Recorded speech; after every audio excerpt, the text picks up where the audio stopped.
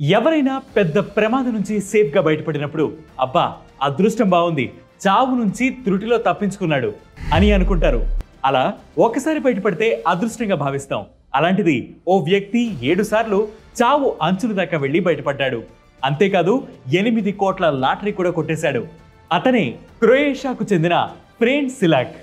ఇతని గురించి ఈరోజు ఎందుకు ఏమిటి ఎలాలో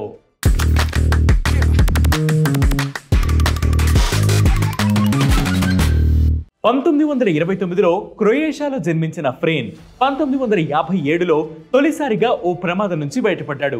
నదిలో బస్సు దూసుకు వెళ్ళగా సేఫ్ గా బయటకు వచ్చాడు. ఆ తర్వాత మరోసారి అతను ప్రయాణిస్తున్న రైలు ప్రమాదానికి గురికాగా అప్పుడు కూడా అదృష్టవశాత్తు బతికి బట్టకట్టాడు. మరో 2 సార్లు అతను ప్రయాణిస్తున్న కారుకు నిప్పంటుకోగా ఆ 2 సందర్భాల్లోనూ అతను త్రుటిలో తప్పించుకున్నాడు. మరోసారి ప్లేన్ క్రాష్ నుంచి బయటపడ్డాడు. ఓసారి కొండ అంచుల నుంచి అతను ప్రయాణిస్తున్న కారు లోయలోకి పడబోతుండగా చెట్టు అతన్ని కాపాడింది. ఇక ఆ తర్వాత 2005లో అతని లక్ నెక్స్ట్ లెవెల్లో పనిచేసింది. ఏకంగా $1 మిలియన్ లక్కీ డ్రాని గెలుచుకున్నాడు. అంటే ఇప్పటి మన లెక్కల్లో 8.36 కోట్ల పైనే.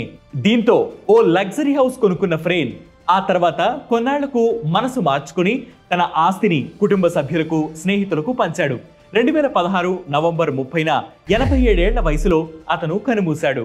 మరి మీరు చూసిన ఇలాంటి ఒక లక్కీయెస్ట్ పర్సన్ గురించి కింద కామెంట్ సెక్షన్ లో మెన్షన్ చేయండి. దాంతోపాటు ఈ ఇన్ఫర్మేషన్ ని మీ ఫ్రెండ్స్ అండ్ ఫ్యామిలీ మెంబర్స్ తో షేర్ చేసుకోండి. వెటి న్యూస్ యాప్ ని ఫాలో అవ్వండి. వెటి న్యూస్ తెలుగు యూట్యూబ్ ఛానల్ ని సబ్స్క్రైబ్ చేయండి.